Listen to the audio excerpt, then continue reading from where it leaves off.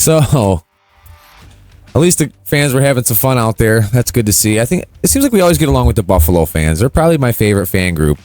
I mean, we do help them out when it gets too snowy in Buffalo. They don't have a big, huge fan base out there to shovel the whole thing off for them.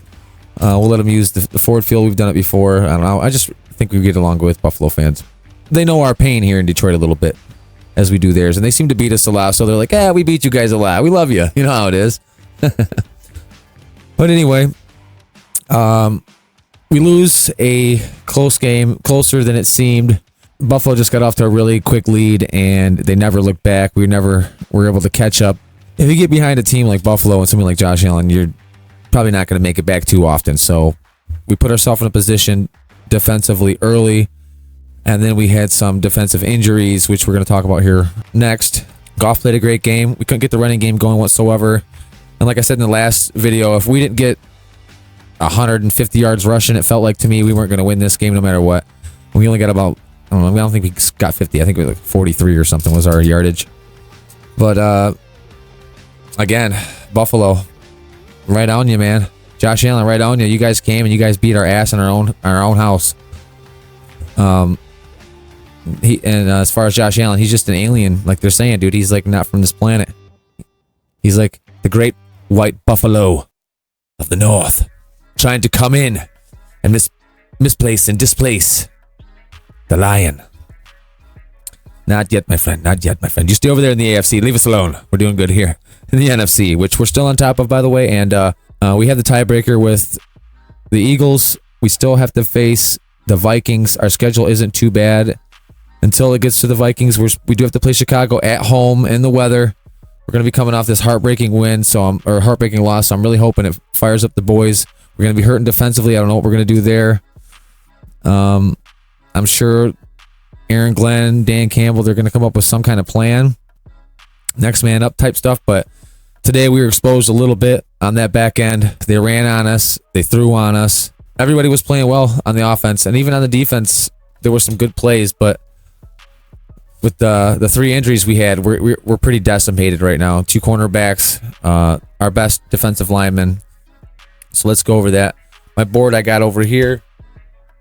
I got CD3. Was a jaw concussion protocol. I think they kind of mixed them together.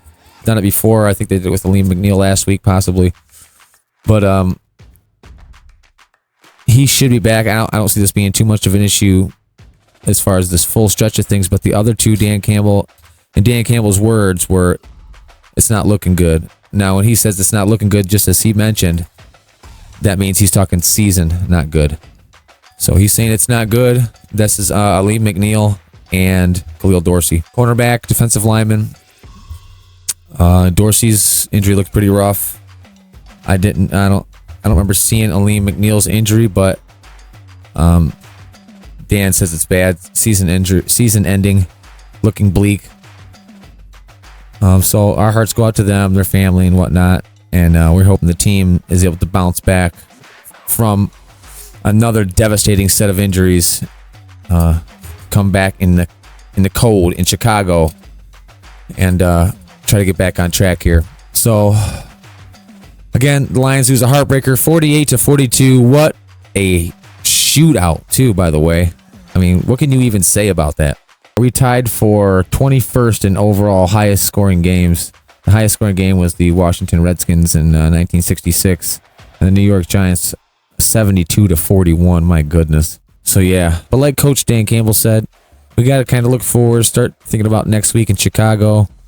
You can't hover around these losses too long. You got to, the boys are going to work on it in tape, obviously, and we out here in fandom can't hover on it too long either. We got to try to move on with our team and shrug on down to Chicago. We got to try and win out the rest of the season and eventually beat the Vikings at the end, just to get that week off. And hopefully by then we've figured something out, because we got a tough road ahead of us with the injury list, and we're going to be covering that as we go along. With that, we're going to say go Lions, one pride, and we'll see you on the next one.